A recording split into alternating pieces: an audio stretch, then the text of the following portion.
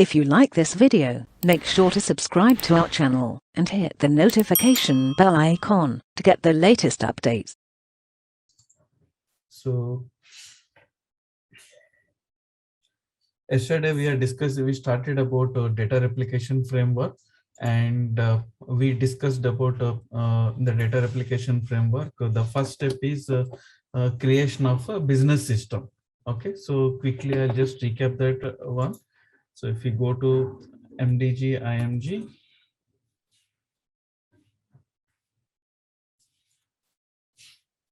under data replication,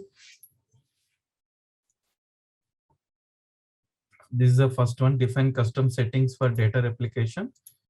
Under technical settings, we have defined technical settings for business system. So this is a place where we create a business system, and we provide some information, some settings for each business system. So this is the business system that we created. Logical system will be, you will be providing over here in case for IDOC or web service replication. RFC destination will be for RFC replications. This will be logical file path for if you're replicating based on the file-based replication. So once you define the business system, and then you can assign the business object types. So to this particular business system, what master data I wanted to replicate. Okay, so you can list down multiple master data to the same target system, and for each master data, so you need to provide some technical settings. What is the mode of communication channel, and whether you need to have a key mapping or not. And also you can define the storage type, which defines your inbound or outbound replication. And after that, we have something called a time dependent. This one I never use this setting, so we will keep the default setting only. So these options, so I don't actually use, I never use this one, these default settings. Process reliable, not sure what does this mean. Just do not use consolidation. Okay, I need to just check that. Probably these are recently added. Maybe I never use this one, but let me just check and get back to you. What is the purpose? But we hardly use these settings. We'll keep the default values only. So likewise, you can actually, for every business system, for every master data, you provide this information. So that's how we create the business systems. So once you create the business system, okay, so let's say, for example, after this, then we need to create something called replication models. So for that one, what else we'll use here only.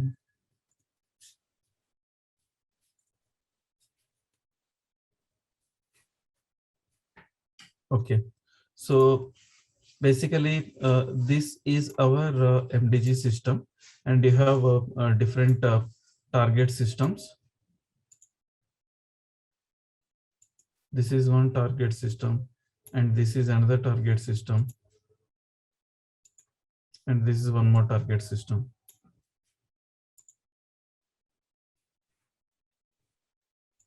Okay, so now to this particular target system, you need to define these target systems first. So T1, T2, and T3. Okay, so for each of these target systems, what master data I wanted to replicate. Okay, so to the target system, I wanted to replicate MM, and then BP. Here I wanted to replicate MM only. Here I wanted to replicate MM. Then customer, okay, and vendor. So like this. Okay, now you defined the target systems, you added the business object types. After that, you also mentioned the communication channel. So it should be probably the IDOC replication, and this is a SOA based replication. Again, here to this system, again, you can actually use either IDOC or SOA. You can use different target systems for the same master data. Here for target system one, I'm replicating material master using IDOC. Maybe to this one I can replicate to using SOA also.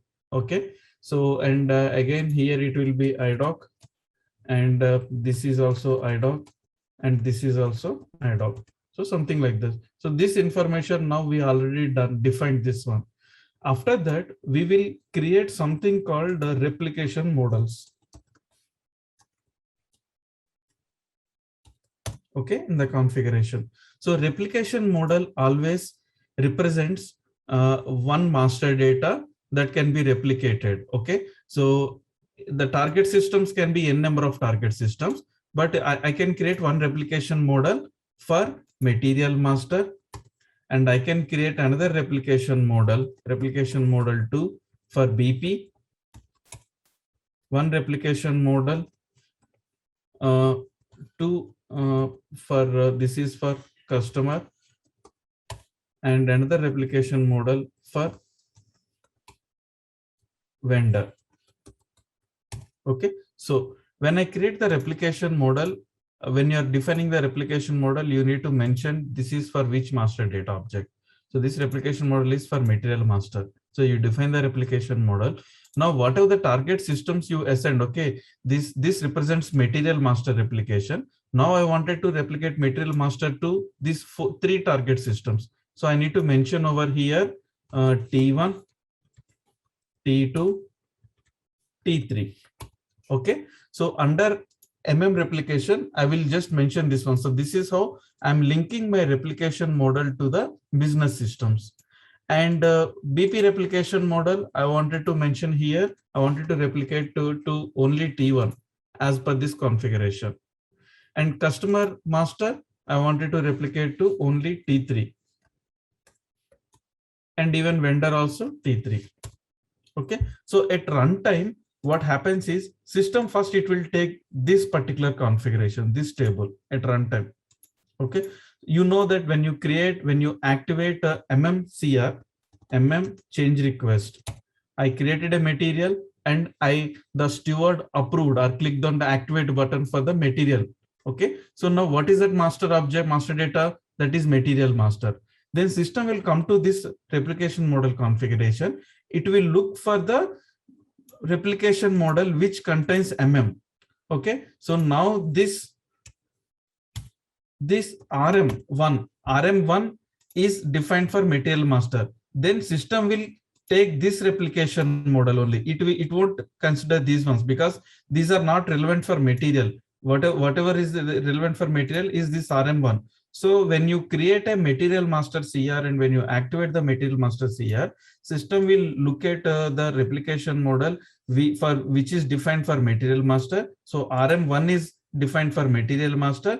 So it will first take this replication model. From this replication model, it will look at what are the active target systems are there. So these three are the active target systems. Now it will go to this particular target system one configuration, and it will look whether you mentioned the communication channel or not. If you don't mention anything over here, your replication won't happen over here, because this is how it will take all the technical settings. If it is IDOC or SOA service, everything it will take from this one. Okay, and once this, so this is how it will replicate your material data to the target system one. Similarly, in the loop, it will take the next system. Here under data model, you have three target systems. It will first take this target system, look at the configuration and replicate it accordingly. And again, it will take the second target system, and again, it will look at the next, the technical settings here. Okay, it should be SOA configuration. Then it will execute the SOA replication. And after this is done. And again, it will go to the T3 system. And in T3 also, if it finds this master data, then it will try to replicate this master data so that the replication will be completed. So once your MMCR got activated successfully, the replication will happen to these three target systems. Okay, so now we are going to do the same thing over here. Always see business system is under business system. You can mention all the master data. What are the different type of master data? But when it comes to the replication model, you have something called define replication models. Okay, here you can create one replication model for material master. Okay, so RM1 is my replication model, and I'll provide the description replication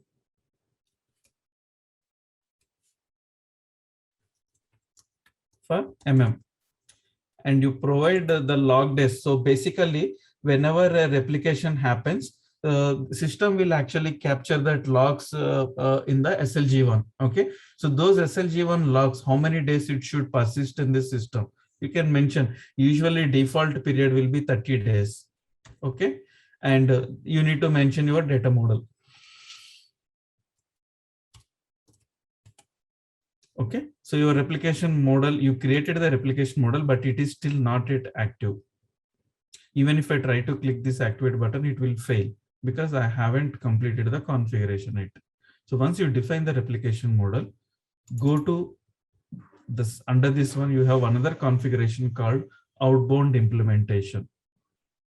What does this outbound implementation will do? Okay, so this outbound implementation, if you remember what I mentioned was, once your change request gets activated, your data gets created in your underlying ECC table. From there, your DRF framework will read the data from your ECC active tables, and accordingly it will populate, it will call your IDOC framework or it will call your SOA framework, depends on your communication settings. Okay, so the entire process, reading the data from your ECC tables of MDG system and preparing your IDOC structures or SOA structures and making a call to trigger that IDOC or SOA, that entire process SAP captured under something called DRF class, data replication framework class. We call it as a DRF class or outbound class. Okay, similarly, how you have the access class, which will act as a bridge between your MDG layer to your ECC layer, and which will take care of your CRUD operations. So your access class always takes care of your CRUD operations, but your DRF class takes care of replicating the data from your MDG system to the target system. Okay, so you need to assign for every replication, you will have something called DRF class. The entire logic was captured under that particular DRF class. That DRF class, SAP attached with something called outbound implementation. Similarly, in the data model, you have access class. Access class will be linked through your reuse area there. In the same way, for every outbound implement DRF class, SAP links the DRF class to something called outbound implementation. So if you have one material master IDOC replication, you will have one DRF class. Let me just put it here. Okay, so if you let's say, for example, you have something called material master IDOC replication, there will be one DRF class, and this will be associated with something called outbound implementation. What do you call it? It's outbound implementation. Yeah. Okay, so this will be assigned to outbound implementation. I'll show you what is the outbound implementation and what is a class. Similarly, for same material master, you can also replicate using SOA. So it will have different outbound DRF class and different outbound implementation. Okay, so now again, you'll have one more, probably assume that RFC replication, there might be different DRF class for this one and different outbound implementation. Okay, similarly for BP also. So these DRF classes and these outbound implementations are already available as part of your out of box objects. Just give me a minute. So as part of like how we have already the access classes and everything, SAP is already provided this. So what we need to do in this particular configuration is, you need to, okay, now for material master, you can actually, if you look at this, our example, our scenario, this one, okay, I need to replicate to this target system using IDOC technique, and here I need to replicate using SOA technique, and again it's IDOC. So what I need to do is, I need to add two outbound implementations, one outbound implementation for IDOC replication, another outbound implementation for SOA replication. Okay, so you can actually click on new entry, and when you do F4, you can find that outbound implementations here. For material master, it will be I underscore mat1. Yeah. So I underscore mat1 underscore v2 is the for IDOC replication. Okay. So if you hit enter, it automatically shows that if you use this outbound implementation, this is defined for IDOC replication. Similarly, for SOA also, you'll have some outbound implementation.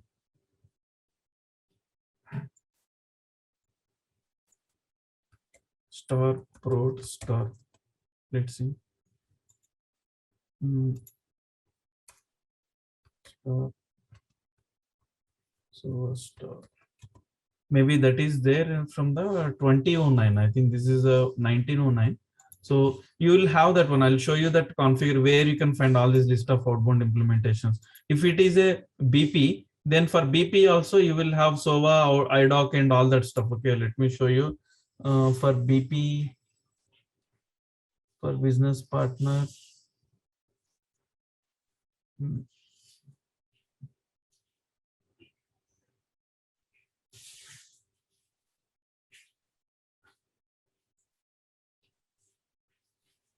Okay, so this is for 986. 986 underscore 1. I mean, this is the latest one. This is the SOA replication for business partners, including BP relationships. You can, by looking at the description, you can understand that one. At the same way, you will also have BP replication via IDOC also. Somewhere it should be here.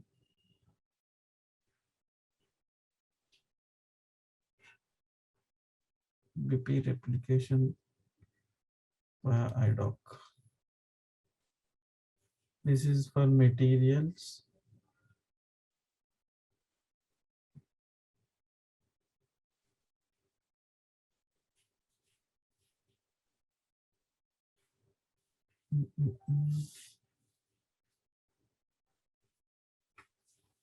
What is the outbound implementation for BP? Via IDOC also there should be something.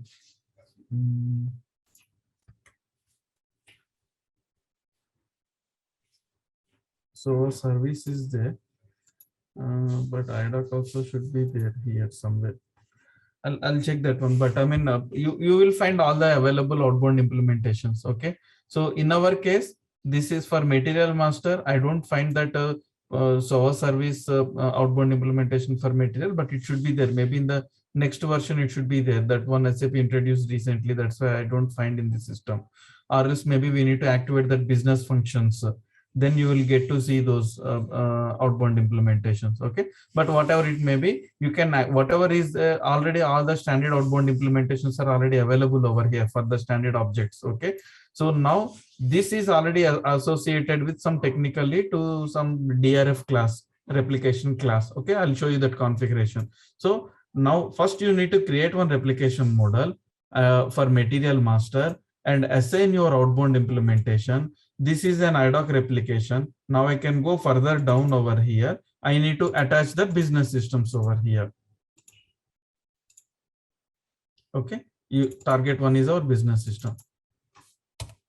I need to attach this business system. Likewise, you can add a number of business systems under this one. If you have SOA replication also, go back over here and add a SOA replication, select the SOA replication and add the target systems under SOA replication. If at all you wanted to replicate via SOA services to that particular target system. So this is fully configurable. So you need to create a replication model, your outbound implementation. Under that, you need to add your target systems. After that, there is something called assign. Okay, now I'll just maintain till here.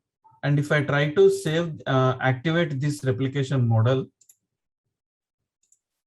Okay, so currently this is not yet active. I wanted to active. I'll get some error message. It says that outbound parameter packet size bulk not assigned. So every outbound implementation expects if there are any mandatory parameters are there, it will, you need to populate that mandatory parameters. You need to maintain those mandatory parameters. Where you need to maintain these mandatory parameters. So you go back to this outbound implementation. Then you have here mandatory parameters. Okay, so click on new entry. You can find the mandatory parameters. So when you click on F4, you will see all the available mandatory parameters. So what does this mandatory parameter? I'll give some value 10 over here. Okay, so this is okay for single change request. This is fine, but when you are actually activating a CR which contains some 1,000 materials, that time how many idocs you wanted to put it under one packet. Technically, you need to mention that, okay, for every idoc, whenever there is every idoc that gets created, you wanted to send it, or else you need to group 10 idocs and push those 10 idocs at a time. So that is the value that you need to mention over here. Usually we keep 10 or 100. Okay, so as soon as 10 idocs got created, it automatically send those 10 idocs to the target system. Okay, this is a mandatory parameter. It expects, especially for idoc replication, because this is idoc replication. That's why I need to provide. Akshay, 10 idoc would be created, or under one idoc 10 material would be there. Sorry, I didn't get. 10 idoc would be created, or under each idoc 10 material would be there.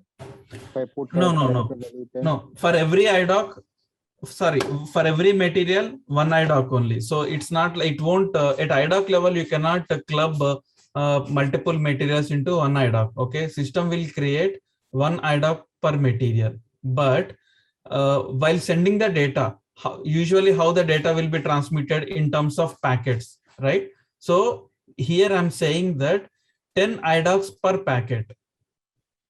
This parameter says that how many idocs you wanted to send per packet. So it says that, okay, 10 different materials, 10 different idocs, but when it sends through over the network, it will push it 10 idocs per packet. Okay. Okay.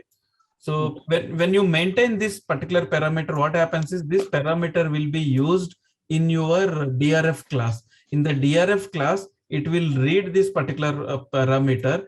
Based on this value, it will push the idocs. So that's why we need to input this value. If you don't input this value, system doesn't know that one. So you can give 10 or 100, whatever it be, but usually we always keep 10 is the number. Okay, now I maintained the mandatory parameter also, and after that, Akshay, I have one question over here. Suppose that I want to create single request for 10 material. Okay, then how that can be achieved? Means I don't want to create 10 change request. Yeah. So after this DRF, we have another topic called mass processing. There I'll explain how we can create 1 CR per 10 materials or 100 materials. Okay. Yeah. So we created replication, we added outbound implementation, then we added the target system. For this outbound parameter, is there any mandatory parameters are there, you need to maintain those values over here. So once you maintain these values, if you try to activate your replication model, then it will replicate. So it is in green. You can see that log, it is in green. And if you go back, you can see the status as active. Okay. So, yeah. So we have the replication model, which is object specific, right? Yes. Okay. And then the next step, we have the outbound implementation, which states what are the different ways we are sending data for that object. Exactly. That's true. And in the third step, we have the target system across where we want to send. Okay. Yes. Now, is there a chance of duplication? Because we might have two different replication models for you can actually, that's good question. You can actually create another replication model for material master, but only one can be activated at a time. If I create RM2 and I try to activate, I'll get an error message saying that already there is one replication model available for material master. In that case, what I need to do is I need to deactivate this. No need to delete, just deactivate and activate the other one. Okay. So let's say, for example, during your initial migration, you implemented your MDG and everything, And during the migration, because already all this master data is already available in my target system, so I wanted to load into MDG system. At this time, I don't wanted to replicate the master data. Okay, so when you're loading when you're loading through change request process, once the CR gets approved, automatically your DRF takes place. So temporarily you need to deactivate your replication process temporarily until your migration is completed. In that case, what you can do is always you can come to this replication and deactivate it. So when when you deactivate this replication model, always once your CR gets approved, its system will look for the active replication model for that master data. If there is no active replication is available for that master data, it won't replicate anything. So you can actually turn off your replication at master data level, okay, which will for any target system, it doesn't replicate anything. The other option is at each individual business system level also you can turn it off. So when you turn it off at one business system, let's say I don't want to replicate to T3, then at business system level you need to maintain that deactivate. Then system will continue to replicate the data to these two target systems and it won't replicate to this one. So you have two options, either at the target system level you can control, or else at the entire master data level also you can control that one. Akshay. Yeah. Yeah, so this BRF framework, is it triggered only for the CR process, or suppose if I create a material via BAPI in the MDG system directly into the ACC tables, will that be trigger the BRF framework? No, it won't trigger the DRF framework. It is tightly integrated with your MDG change request process. Okay. So this is one thing, but if at all you wanted to trigger this DRF framework for the materials which get created not through the change request process, technically that is possible, because ultimately it's a framework. There is one API class is there. So usually because your question is valid, in one of my previous implementations I have done that one. So the requirement is that for certain materials they are not creating it through the change request process. So the process is as and when the IDOC comes to MDG system, IDOC or some custom web service, when we create a material using the BAPI. So once I create the material using the BAPI, I wanted to replicate this material to the target system, but automatically it won't happen because I'm not creating the material through the change request process. In that case, what I have done is I actually for every material create or material change, you will have some events. Okay, so you can actually configure some event that indicates that okay, this material got created. You can raise some events. So where in that particular event, I called this replication framework class, and I just simply pass the number, my material number.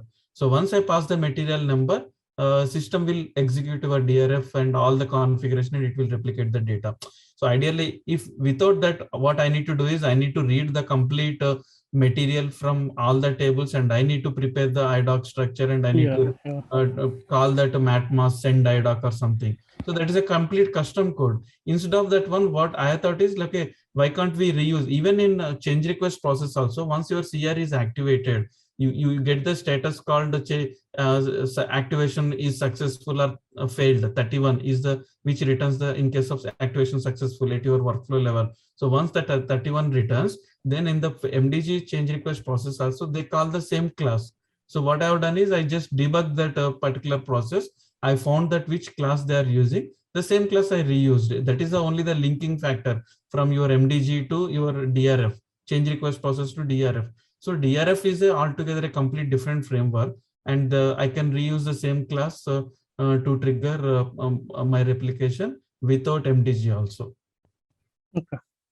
Okay. So technically it is possible. We can do that one, but in as an out of normal scenario, it doesn't trigger. We need to make we need to make a call to that using that API. So it's a very simple logic. No, not much coding is also that reduced lot of development effort for us, and we always align to the standard process. We are avoiding all the custom logic and everything. Okay. Okay, fine. So any questions on this replication model? Is this clear? So there are see, DRF configuration is always very, very simple. People will think that it's a big complex one. Okay.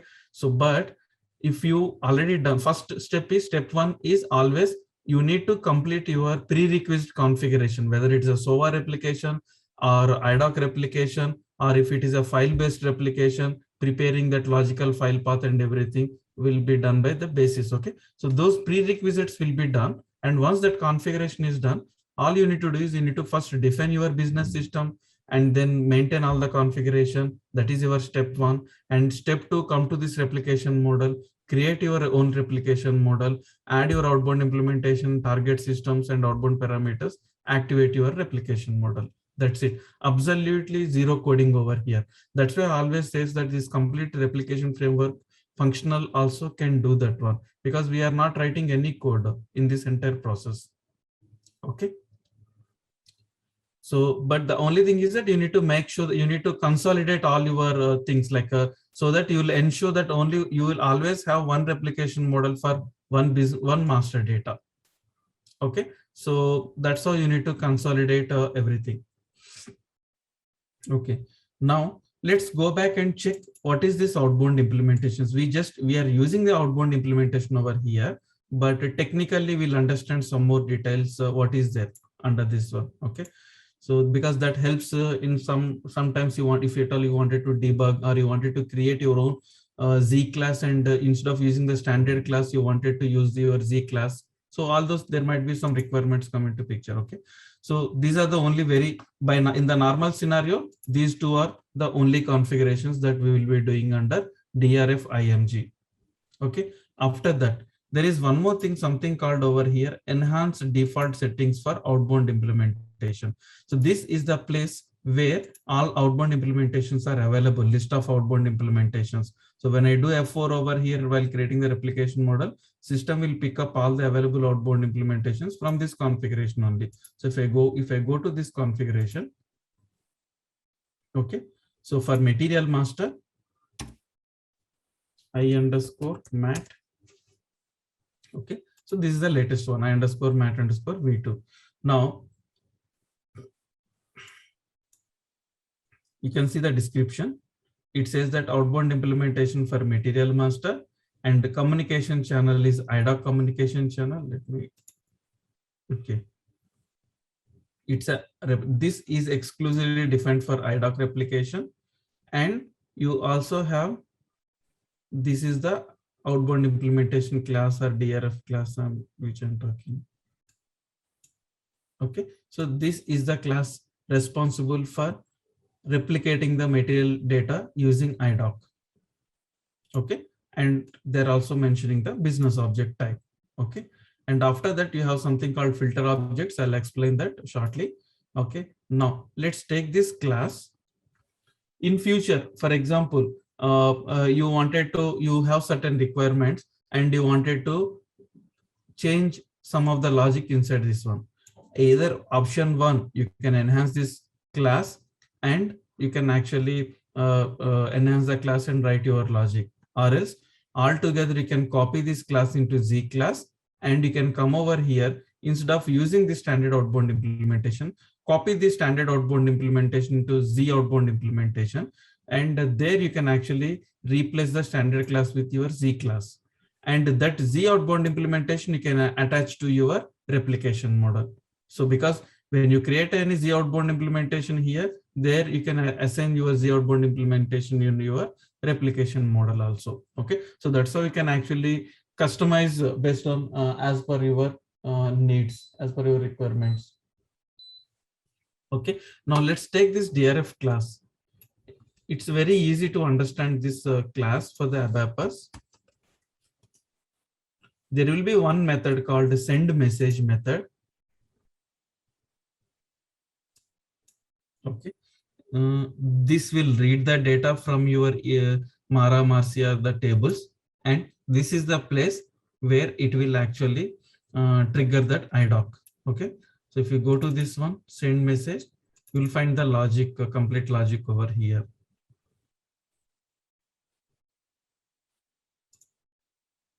It will read the data from your Mara, Marcia table, prepare your it prepares the IDOC structures, the data, and this is the place where it triggers your MATMOS IDOC.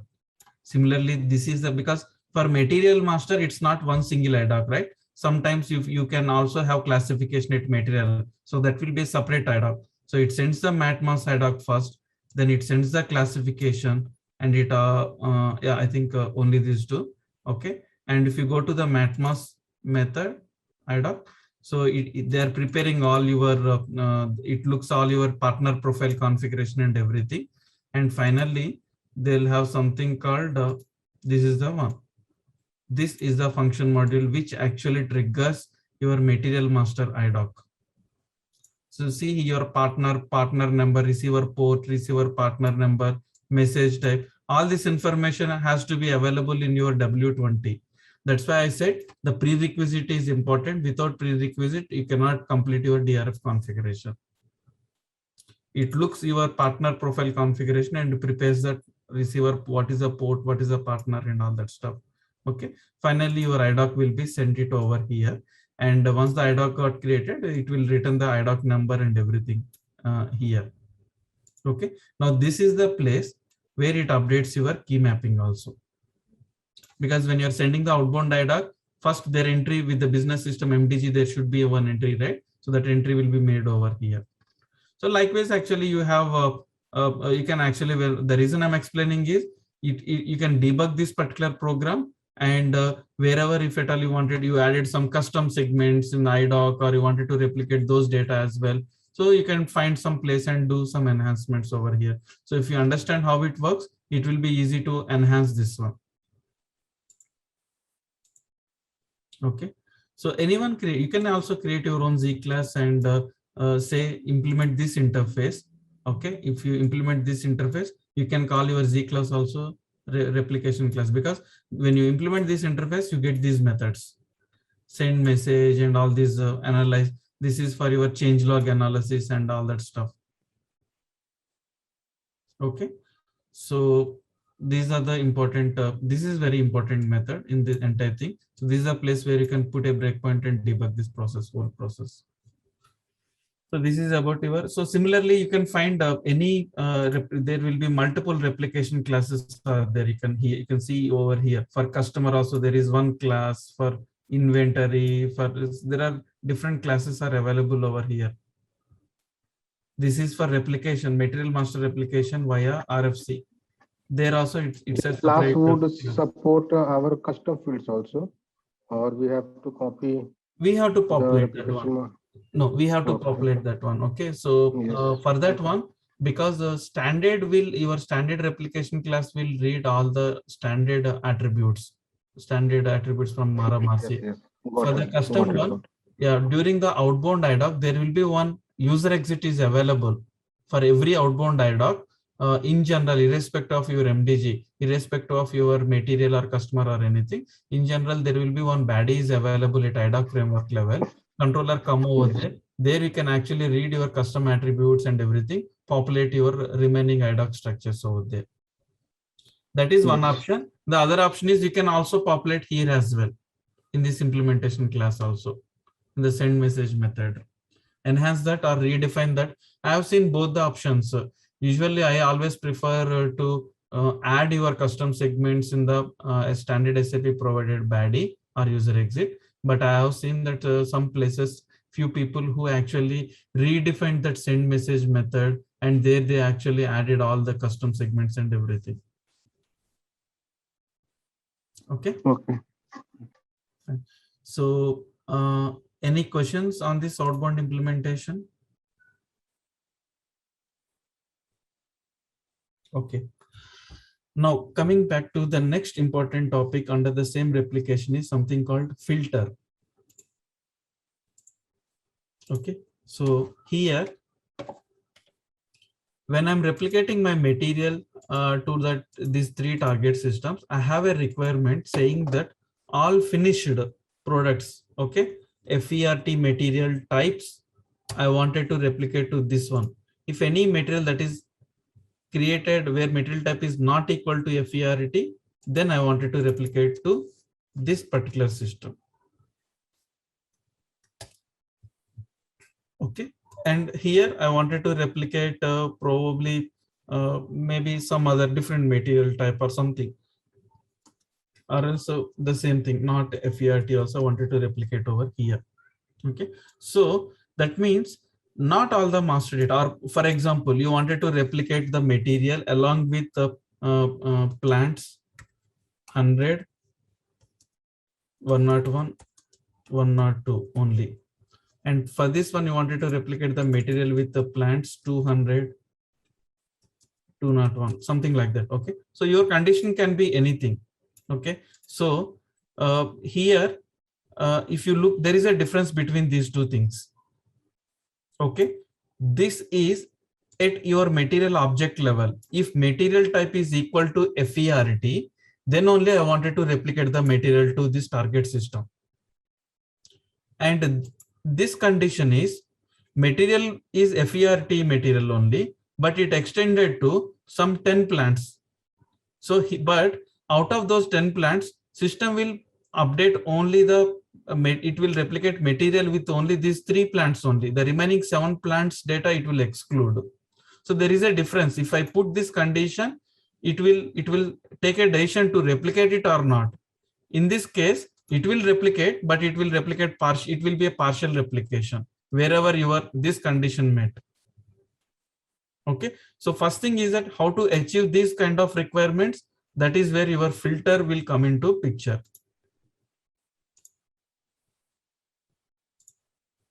Okay, so your filters will come into picture.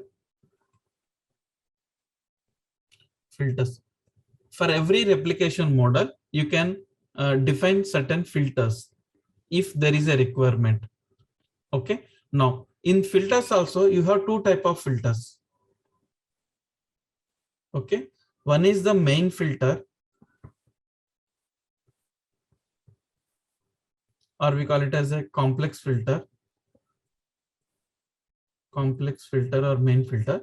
Other one is simple filter, or we call it as a segment filters. The example which I showed, if the entire object you wanted to replicate it or not, that is at the material type level you are taking a decision. Material type level, okay, equal to FERT. Then in this case, we put this condition under main filter. You have some requirement where you wanted to replicate only specific plants or specific sales orgs or specific purchase orgs. Then those information you can put it under the segment filters. Like plants is equal to 100, 101. Okay, so this we call it as a segment filters. Okay, now let's first look at this main filter. In the same configuration, you can see here something called filter object, MDG underscore BS underscore mat. Okay, so this is a main filter. For every outbound implementation, SAP adds this particular main filter. Okay, and this filter is associated with something called filter class. Similar to DRF class, you also have something called filter class. Inside that particular filter class, if you maintain that any filter criteria, that criteria will be passed. Okay, and along with your object number. Okay, and it will be like this. Let me explain the scenario here. Okay, so you have something called DRF class. So DRF class, what it will do, it will read the data and it will replicate the data to the target systems. That is by creating the IDOC. But before your DRF class gets triggered, first your filter class will get executed. Inside the filter class, it will pass your object and with the criteria. Then what system will do is the output of that filter class will be your material numbers. Let's say, for example, if I pass a material number to that filter class, if the criteria is not met, the output will be blank. That means that criteria for this particular material, the filter criteria is not met, so there is no replication. So if the output is blank, then your DRF class won't get triggered. If the output returns some material numbers or some key number, then by taking that number, system will call your DRF classes. Okay, so first DRF filter will first system will try to apply the filter, and if the filter is successful, and after that you have some objects to be replicated, then the next step will be your DRF class will come into picture. Okay, now look at, take this filter object MDG BS mat. We don't touch anything over here. I'm just explaining that so that you will understand the in detailed thing. Okay, in the same configuration, under the same enhancement, we discussed about define outbound implementation. Similarly, you also have something called define filter objects.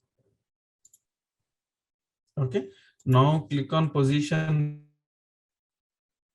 provide the filter object that you copied. Okay, so this is the filter object.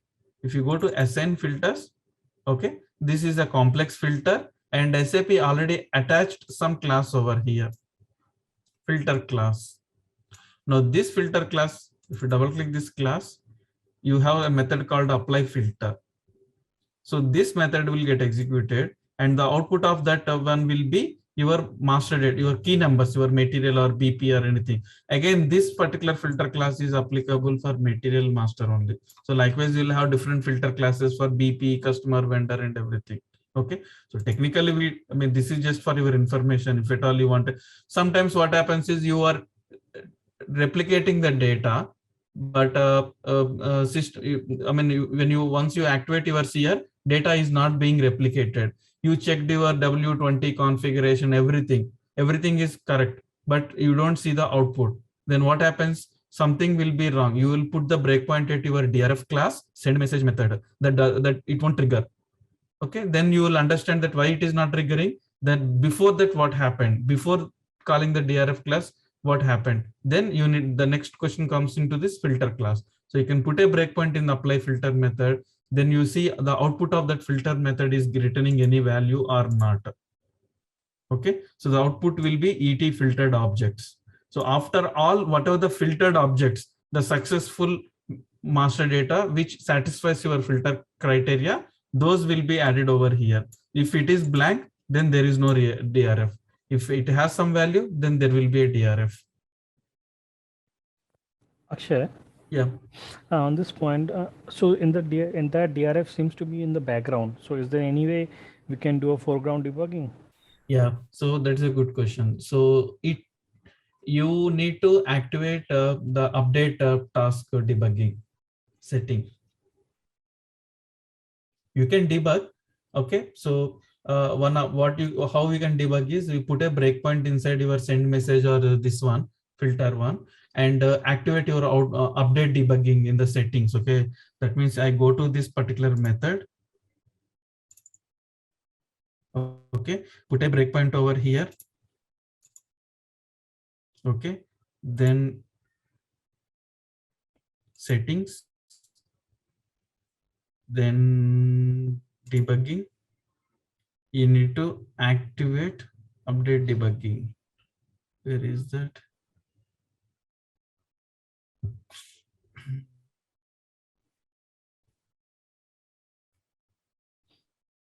Generally do it at runtime. Yeah, in the runtime you will find it. Just put a breakpoint in your access class. Okay. But what's the point when we do the final approval, right? So when the final approval is done, then only instantaneously it will get triggered, right? Yes, that's true. That's true. Okay.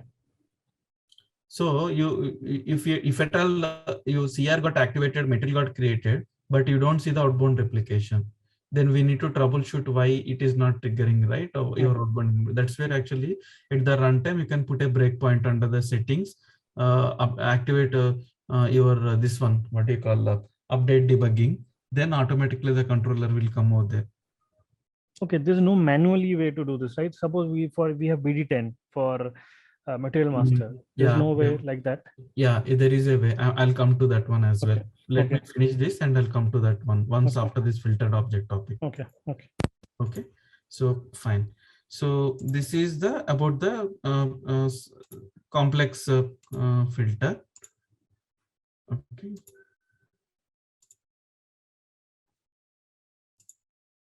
Okay, so the complex filter.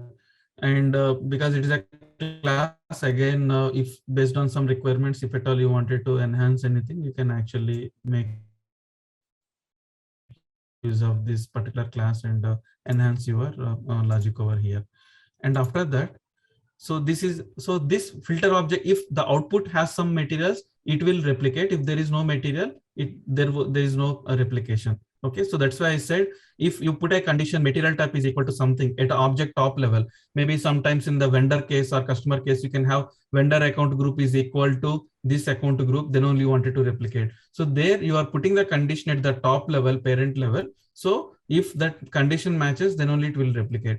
If at all I wanted to put some conditions at the segment level, at the plant level or sales org level, then you can actually put that condition as well, that we call it as a segment filters. Okay, so those segment filters basically, again, if you go to this define outbound implementation only,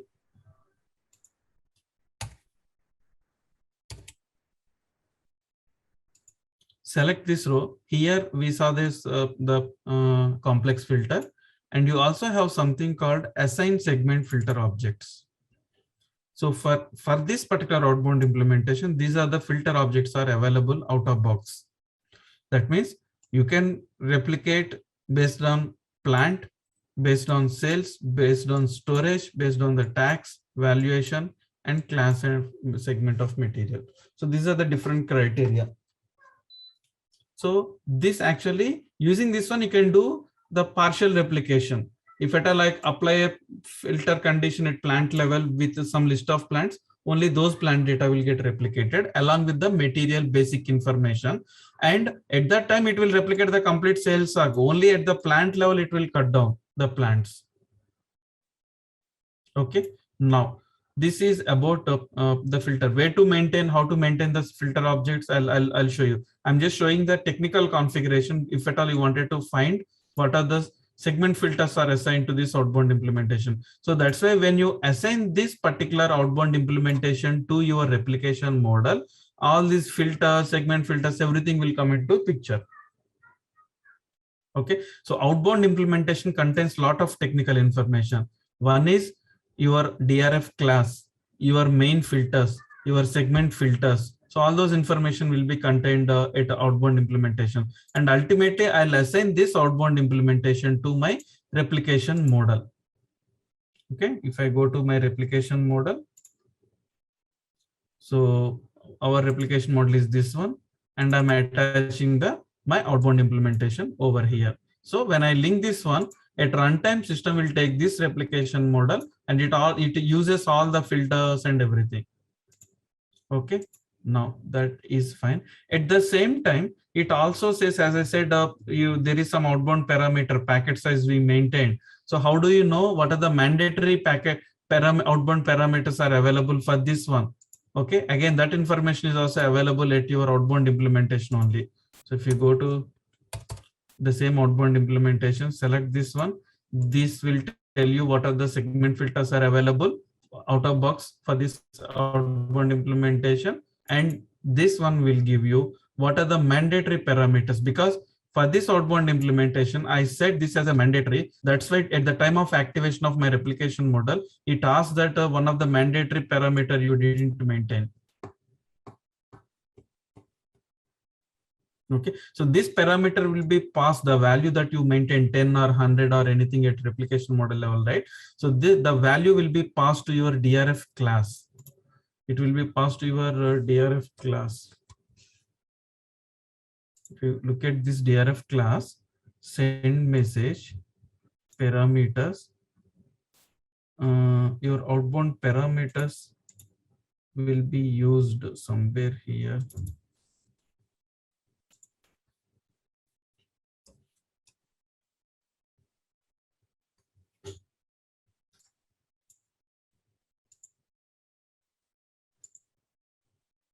Yeah, so runtime, so it contains those values, your runtime parameters for your outbound implementation.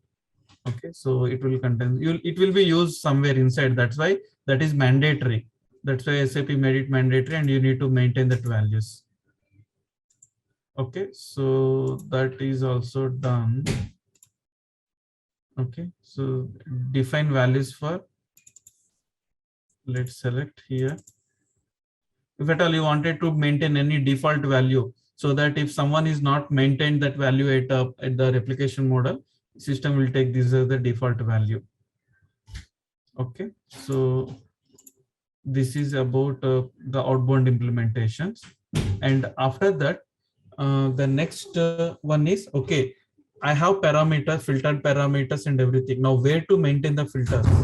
Okay, I have my source system and target system. Now I wanted to say only for this particular material type, I wanted to replicate that one.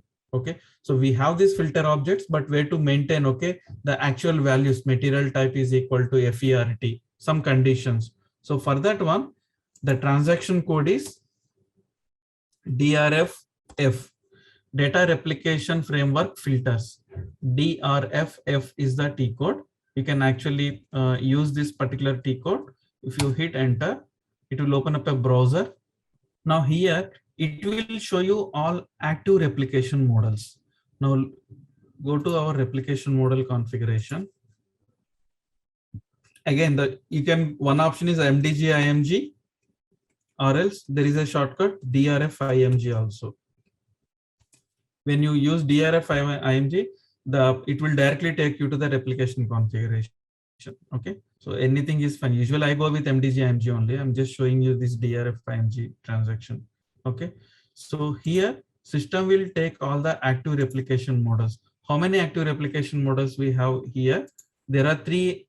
One is this one, cost center, our material master which we created, and someone created employee master.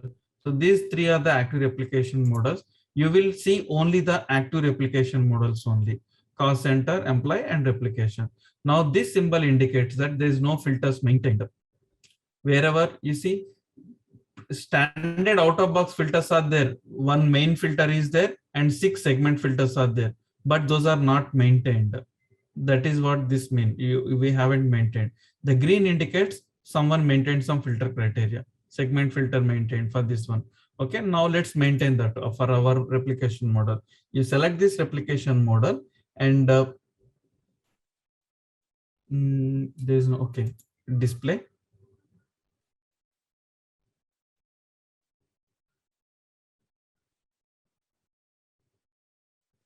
There is an edit. You have main filter, 6 segment filters. If at all I wanted to maintain the main filter, click on this predefined filters.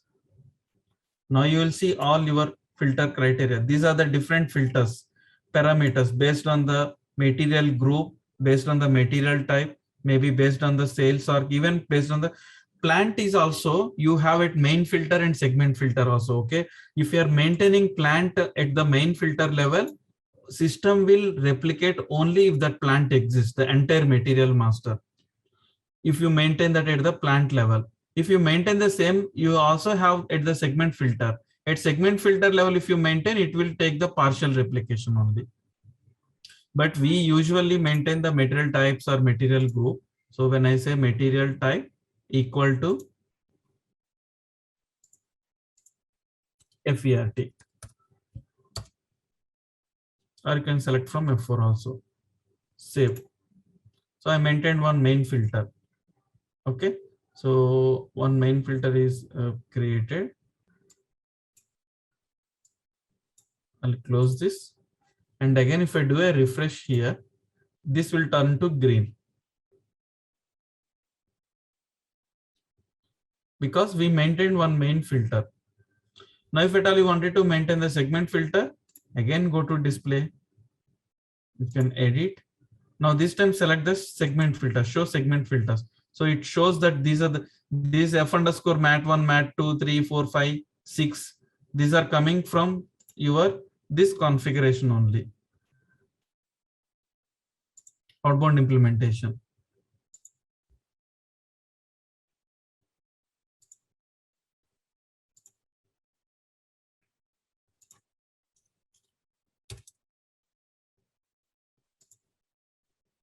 So those are just placeholders, right? Placeholders in the sense? F underscore mat1, mat2. We haven't defined anything. So we have to define. No, we defined. I'll show you that one. Okay. So these are already defined. I'll show you this. Okay. Now, if you so these 1 to 6 are coming up over here, and let's say for example you wanted to maintain some under this one. I click this f_mat. This is for the, no, let's take plant example only. I wanted to maintain some plant segment filters at plant level. So I'll click this link. It will take me to the segment filter. See, plant segment filter. Now I can edit, and you will have based on the plant. You can mention plant contains all plants starting with 4-star, something like that. Yeah, so it's essentially empty. We are defining now the filter criteria, right? Yeah. Now how only system is taking these two? Why there are 100 attributes are there at mark level. Okay. You mean the fields? Okay. Yeah, the fields. So that is a configuration. I'll show you that configuration as well. We can add more fields as well over here. Okay. Let's say, for example, based on the ABC indicator, you wanted to cut down, narrow down your segment filters. So that means you need our ABC indicator field over here. Then only you can maintain, right? Because we are the grouping kind of for the fields. Yeah. Okay. So here I'm maintaining one criteria segment filter level. Okay. So after that, when I do I can see, I close this. When you say segment, this is not specific for IDOC, right? It's already for SOA RFC also, right? Again, see here, if you look at this one, if you have SOA replication also, under replication model MM, you will find 2 rows over here. Okay. How it is coming? If I go, let me show you here. If I go to the replication model, I'll show you here. If I go to the replication model, okay. So under RM1, you currently only maintained this one. Let's say, for example, I added one more, let's say, material or something, yeah. So something like our P or something is there. RFC replication is also there. P, I don't remember, material group. Let's say, for example, you find some entry over here. So these conditions you need to maintain for every outbound implementation. We saw something at RFC one also. I'm not able to get that. Let's take, for example, I'm just maintaining this one. Let's add one target system for this one. I'm just adding some target system. Okay.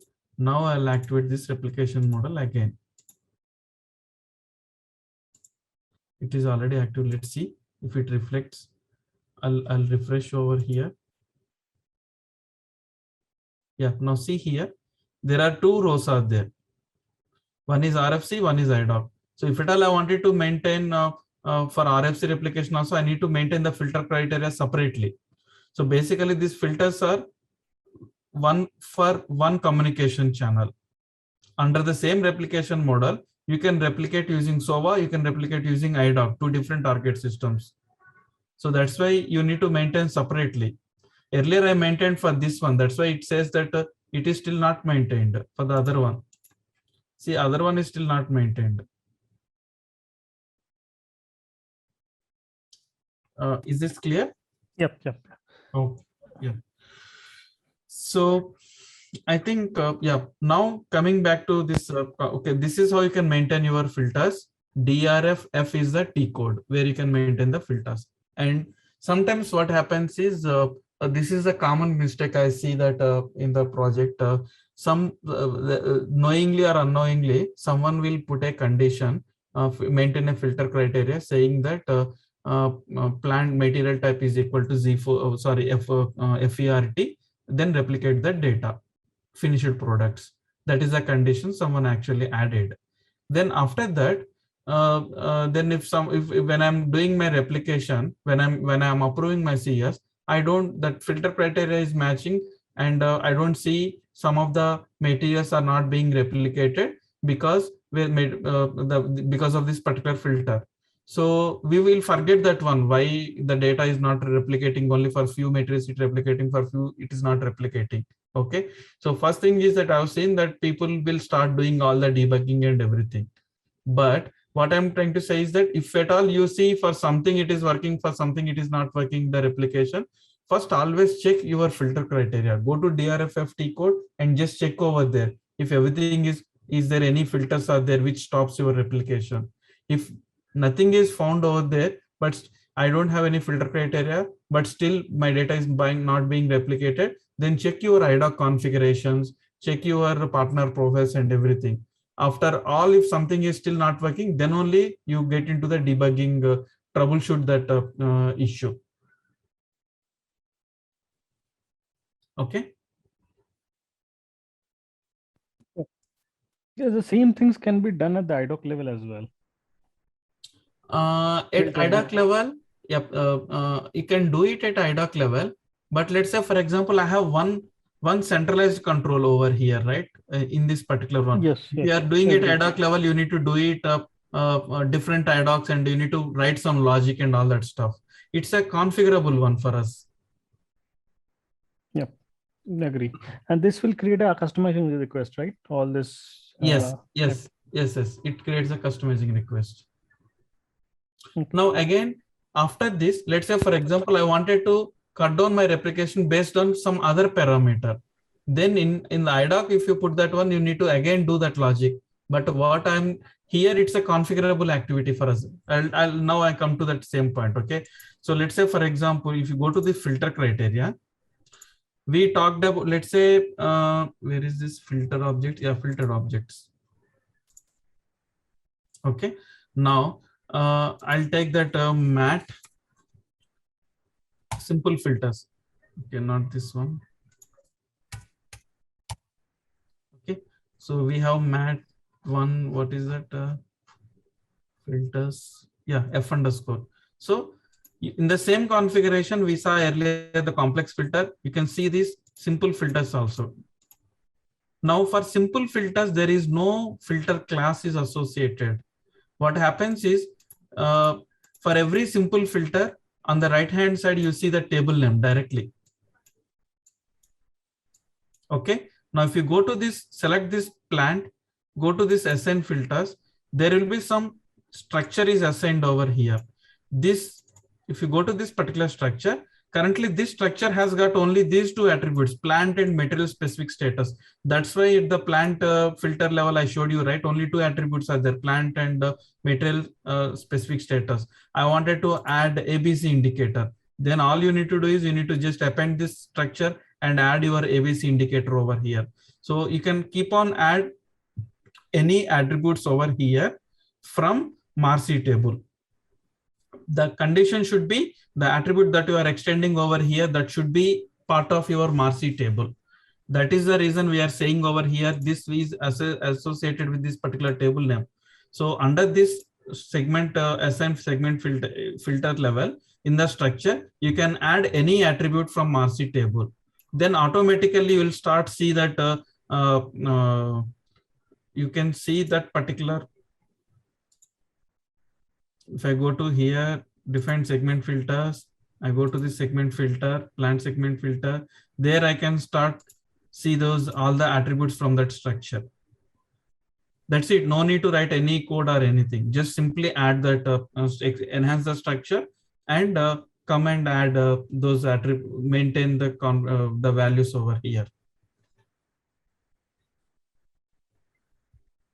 Okay.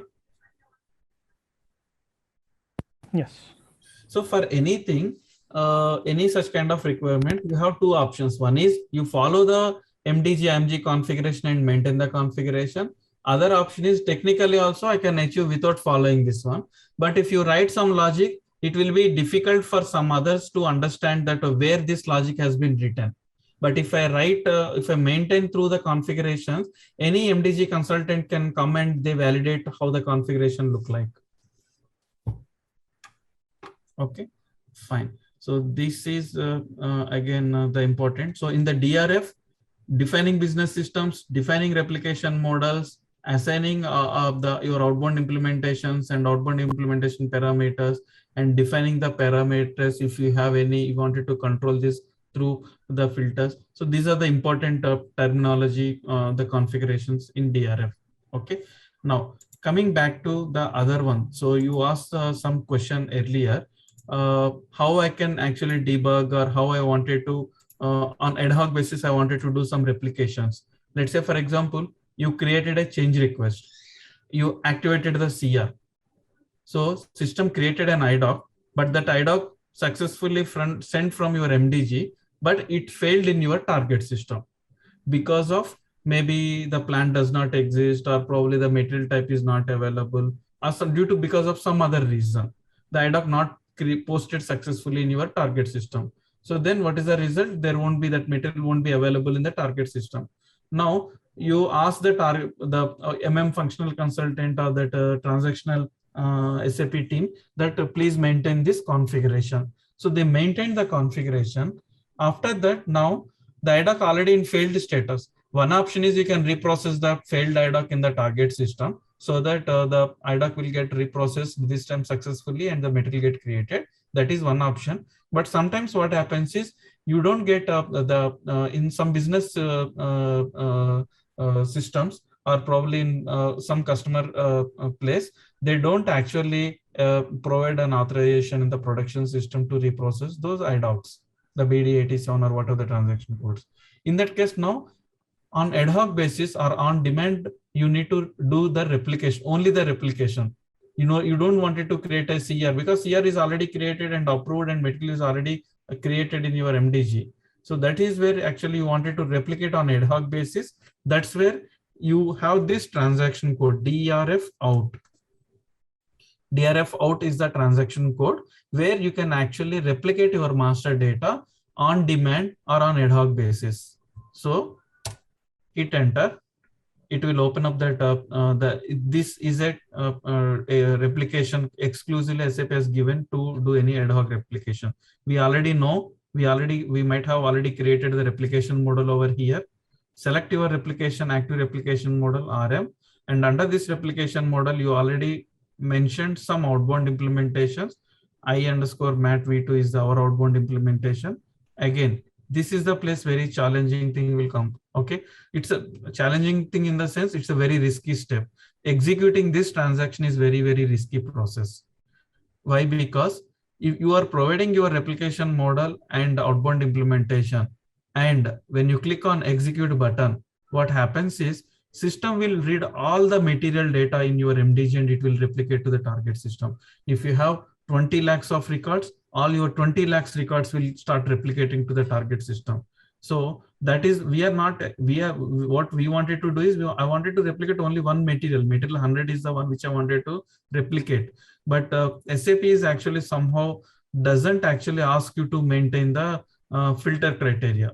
So what master data I wanted to replicate, at least they should have given a warning message over here. But instead of that one, if I click execute, it will start reading all the data and it will start replicating. That may take 3 days, 4 days, or 10 days also, depends on your volume of data. Okay, so whenever in the production also, we suggest to provide this authorization to only the limited people, not to the business or any other people. Because if you give it to the business people, they don't understand. By mistake, there is a chances that they can provide execute. But how we wanted to run this one is, go to this manual replication filter criteria. I wanted to provide a criteria, what data I wanted to replicate. Maybe the material based on, if you have only the material or list of material numbers, maintain all the list of materials that you wanted to replicate. That means you need to maintain your filter criteria. So then what happens is, when you execute that one, system will only replicate that master data, not everything.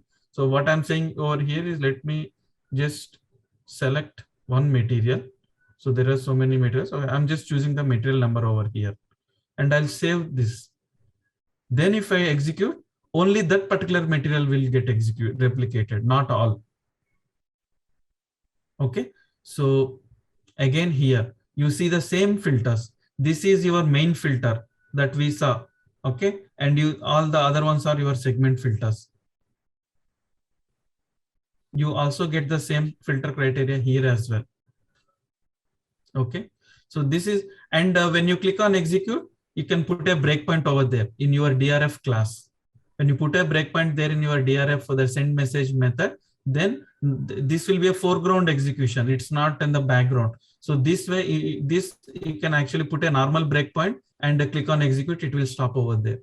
If at all you wanted to troubleshoot or you wanted to debug something during the replication process, you no need to create all the time CR and activate that update task and all that stuff.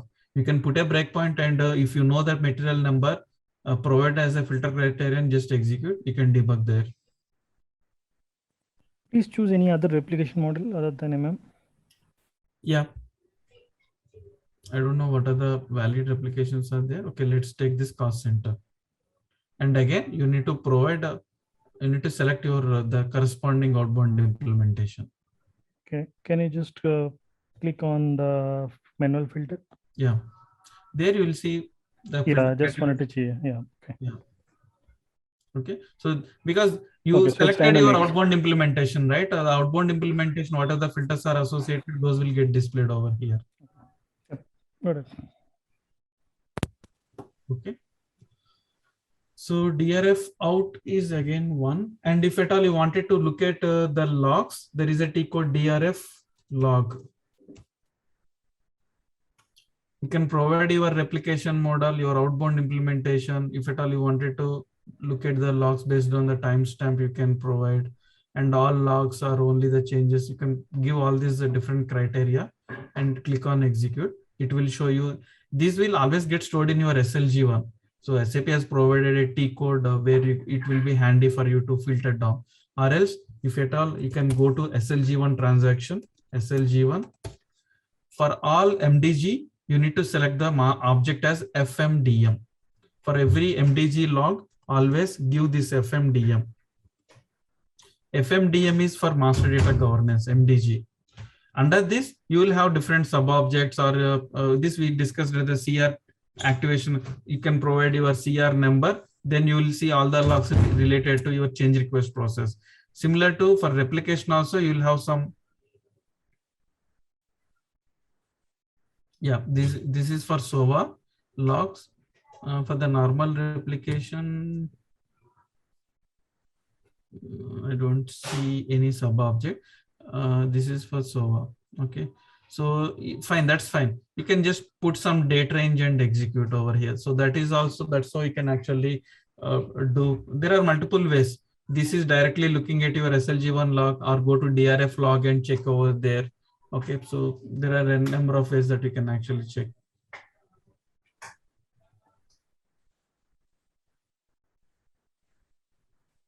Okay. Any questions, anything in the DRF? There is one more last topic that we have in DRF, that is value mapping. Key mapping we already talked, and value mapping is there. So before getting into value mapping, okay, sorry, one more thing. This is one option where I explained DRF out, where you can do ad hoc replication. And also the same thing, this is a SAP GUI transaction. You can also find from your NWBC as well. In every home page, I'll go to Material Master home page.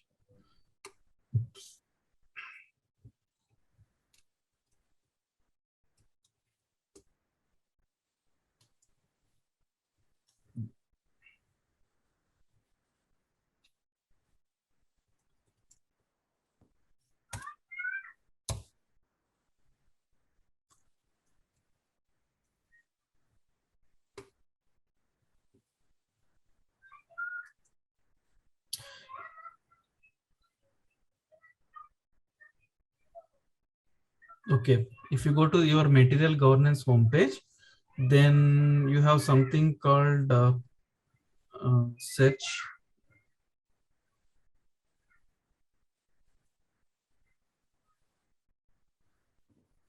Okay, let's search some materials. Okay, here from here also, for example, I wanted to replicate some material number. You search the material number over here, and the advantage this we provide to the business users in if at all you wanted to provide, not the DRF out T code, because here you from here you also you can replicate, but if this button will be grayed out, you need to manually select particular object, one or two objects, the materials that you wanted to replicate. So you need to choose the selection first, and then only this button will be enabled. So if I click this replicate button, I'll get a pop-up with the selection criteria. These two objects I wanted to replicate. Now it will show you the target systems, which target system you wanted to replicate. So you can select your target system, and here if at all, by default, it won't apply the filter, because on ad hoc basis, intentionally I wanted to replicate, so there won't be any filter criteria applied. If at all you wanted to apply the filter criteria, you need to select this checkbox. And this is a simulation mode. Okay, and finally click on replicate button. Okay, so when you click on replicate button, it will try to replicate. Okay, see the breakpoint that we put in filter class, right? That got triggered. Let me remove it.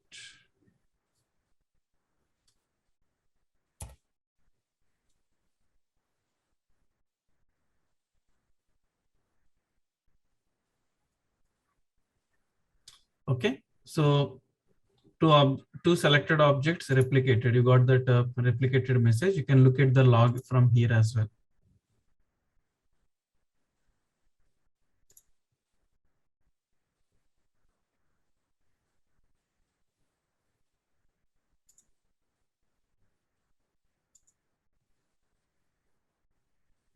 Okay, so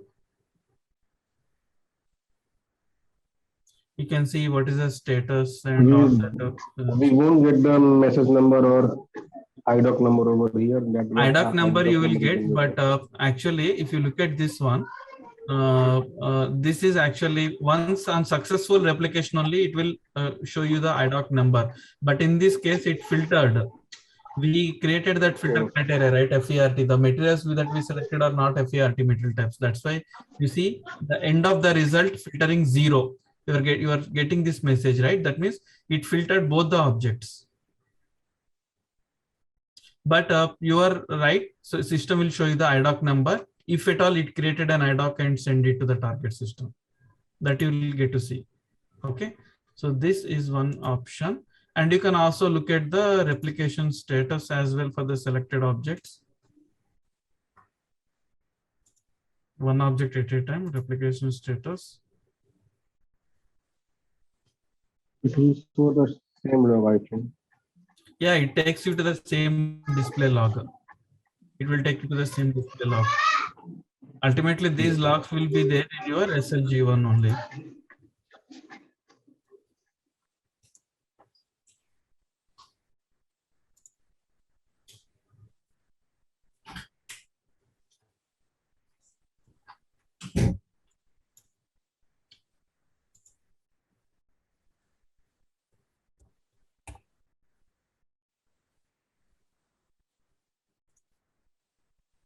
What is the current system time? Okay, it is 21. So I'll put 21. 21.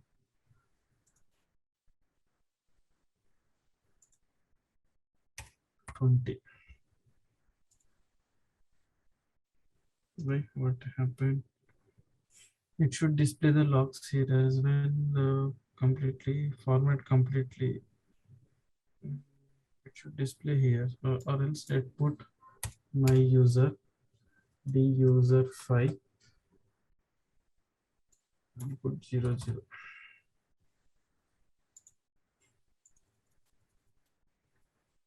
Object you put at start, see what happens.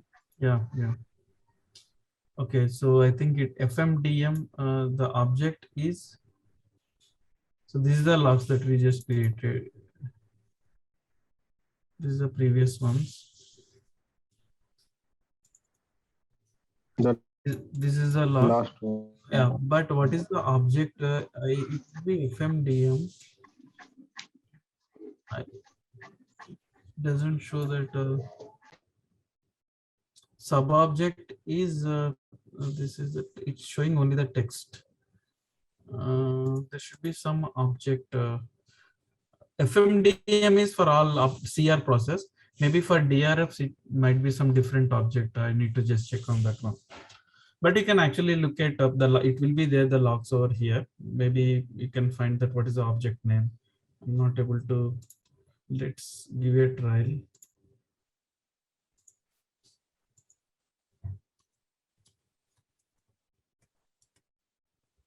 This one, this is the object. This is the object. And here you will have all different types of sub objects. Okay, so yeah, I think that's all I have under this replication. And the next topic is under the same replication. We talked about key mapping. Similarly, there is another concept called value mapping. Okay, so value mapping is basically, it's in the same concept, but the purpose is little different. Okay, so let's say, for example,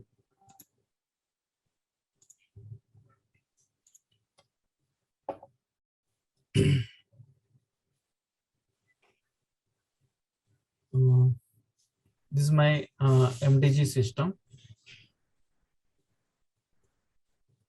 and this is the target system. Target system. Okay, now I'm sending my material master data. Okay, so when I'm sending the material master data to this particular target system, you have something called material type. Here the material type is FERT.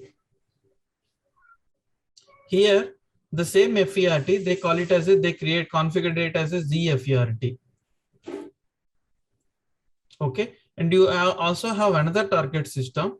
Here you call this as a YFERT. It can be possible, okay, because when you are dealing with multiple systems all the time, we don't expect, or it's need not to be this. If the values are same, the configuration items are same in source and target, good. But there might be some scenarios where the values might be different. Though those are referring the same objects, the values will be different because of some restrictions or some because of some other reasons in the target systems. Okay, now in this case, when I'm sending a material with material type FERT, when that IDOC trying to post over here, it will get failed because there is no FERT configured in this system. Only ZFERT is configured. Similarly here, only this IDOC will get success if you pass the material type as FERT. So that means you need to transform these values. Okay, certain values you need to transform from while moving the data from source to target. Okay, what is the transformation? FERT should convert to ZFERT for target 1, and FERT should convert YFERT when you are replicating to target 2 system. Okay, so this is where your value mapping will come into picture. Value mapping. Okay, so we maintain this. The earlier key mapping is for only for the key master data, and value mapping, one example I explained is the material type. It can happen with material groups, or it can happen for your unit of measures, because here we call it as a liter. Here you call it as something LTX or something else. So or here we are calling the countries. Country key, you are calling it as a IN. Here they might be calling it as a IND.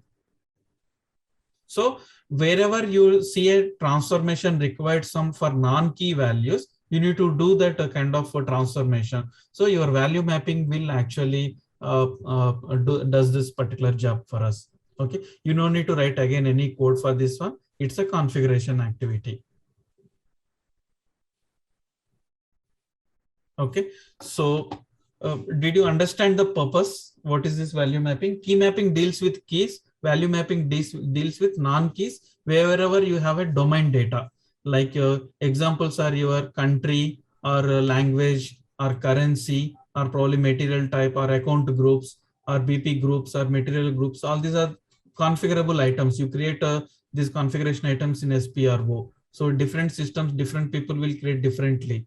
So you need to handle that scenario as well while replicating the master data. So any questions on this value mapping conceptually? So if there are no questions, we'll get into the system configuration and I'll show you. Okay. So for value mapping, first we need to maintain that transformations. Okay, those transformations you need to maintain as a prerequisite. Then automatically the system will look at the value mapping table and it will translate while sending in a outbound IDOC. Okay, for that one, MDG IMG,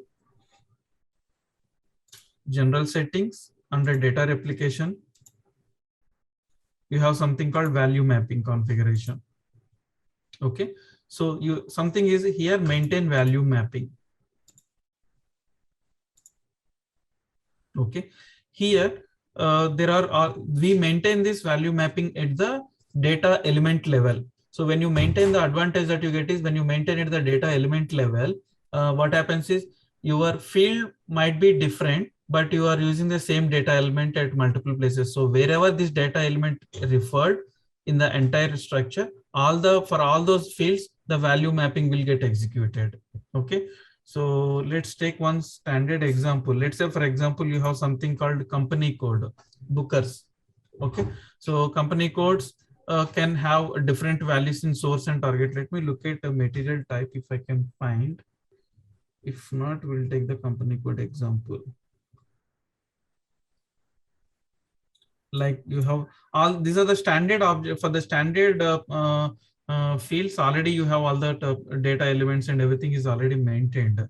For similar to this one, for material type also there should be somewhere they maintained over here. I'm not able to locate that here. Okay, so let's take the example of company code only.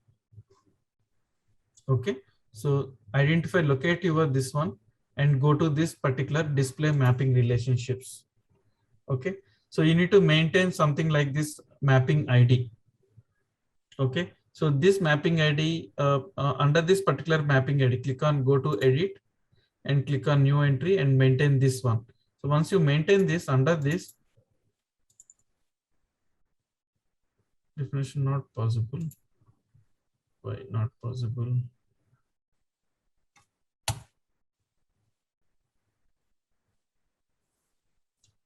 Or else, why it is not possible? Basically under this one, you maintain the values, the target values over here. Let me delete this and create new one.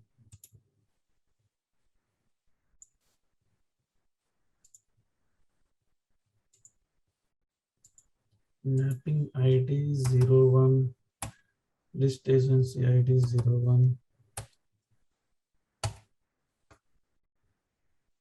list ID.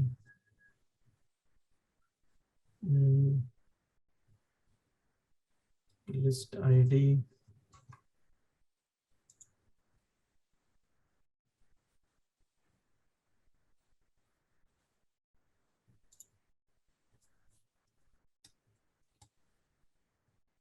Okay, so I just maintained this one. If I go to further down, this is the place where I can maintain. This is internal value, MDG value. You can see all the MDG, all the company codes over here. Okay, I'm taking one company code. For this company code was referred as X1, probably 101. Assume that. Okay. Likewise, you can maintain all the configuration items over here. Okay. So this is, so if in MDG system, in the outbound IDOC, if it finds 1010 company code, it will be replaced with this one. But how we define the target system? Yeah, now I'm coming to that one. Okay. So after this, okay, this is for one target system.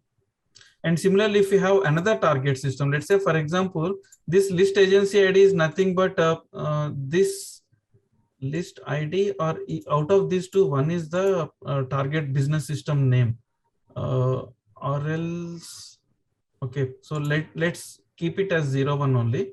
Now to define the target system, you go to this particular one, assign code list. Yeah, this is the place. So here you maintain your data element, your company code, And here you need to maintain your, here they mentioned something BO, but this is actually your target system. Target system. Let me remove this. I'll click on new.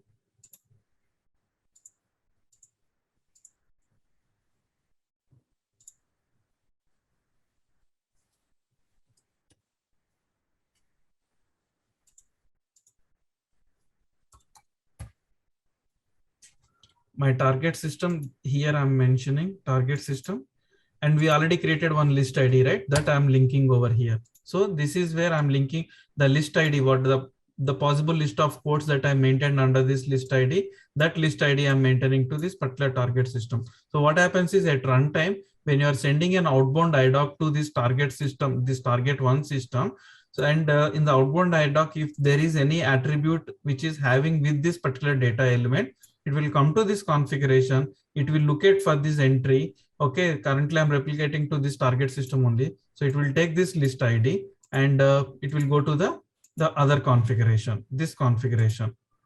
For that data element, bookers, it will go to, sorry.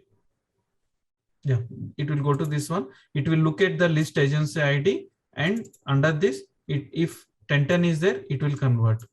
So similarly, you can actually, if at all you wanted to use the same list ID for multiple target systems, only one list ID is enough. But you have another target too. For that one, it will be different values, set of values. Then you need to create one more row over here with 02 as an agency ID. There you maintain different set of values. And this 02 you assign it to the different target system in this configuration. Here, again, same thing, copy paste and maintain here 02 and different target system. Your list ID is 02. It's just a configuration item for us. But you need to maintain all those possible values manually.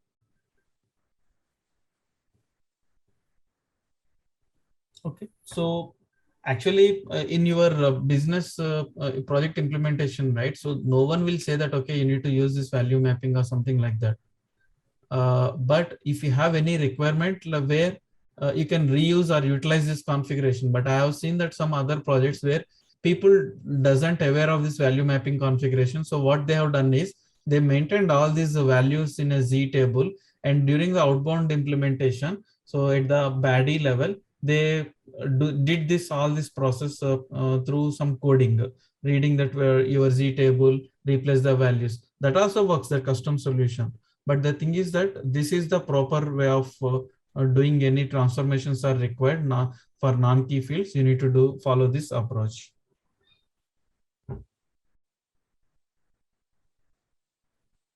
Okay. Yep. Are there any bodies for the DRF framework? There's no baddies for DRF framework. I don't see any baddies.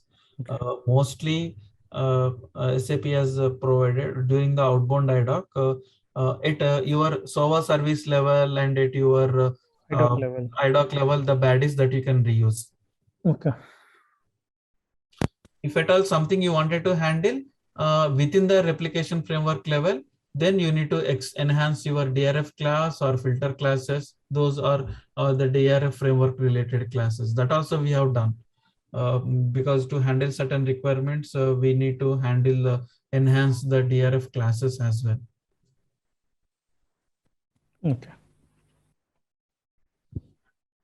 Okay, fine. So with this one, the only one pending topic over here is in the last session, I told you that I'll show you that the standard SOA services, but I didn't get time to collect those information.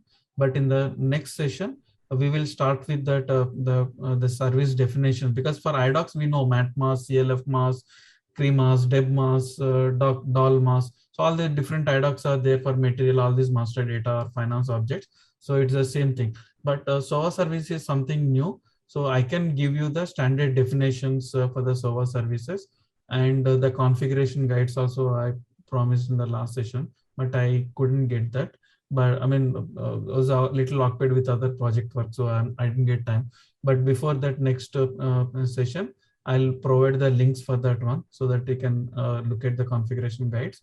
And in the next session, we'll discuss about the standards over service definitions and the baddies over there.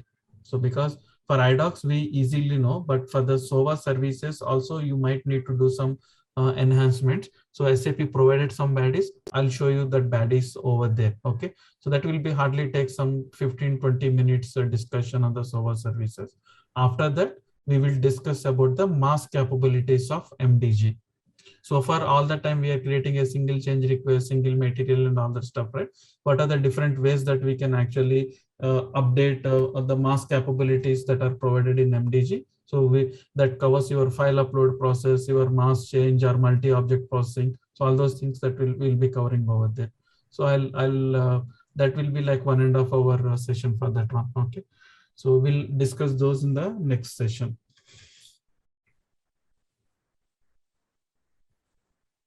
Any questions on today's topic?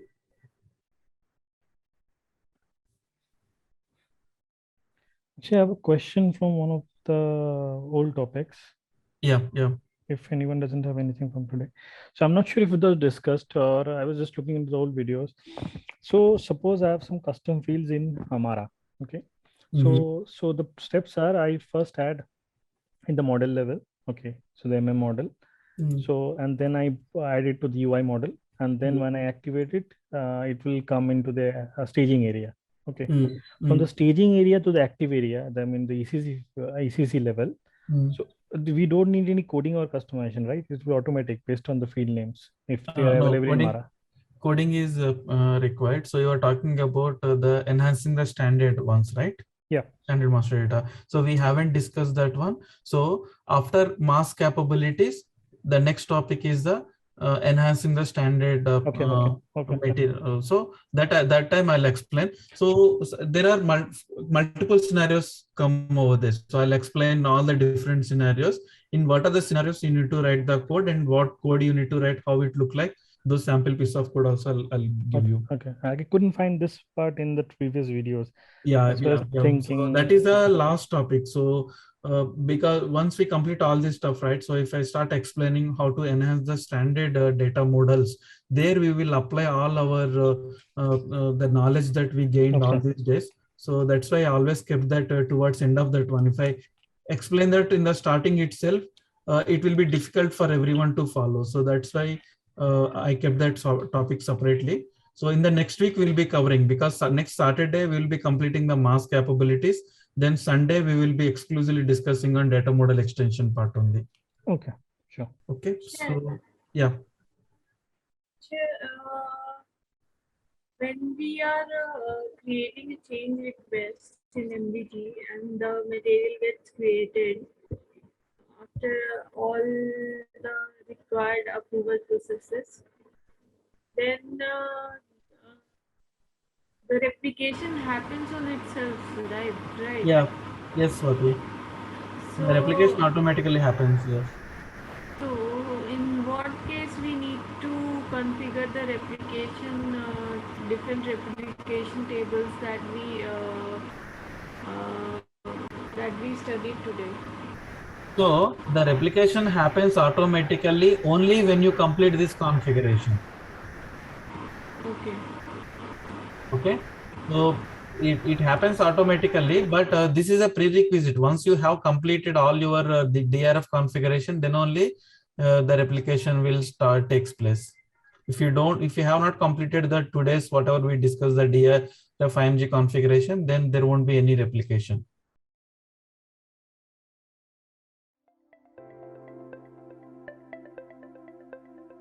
Thank you for attending the session.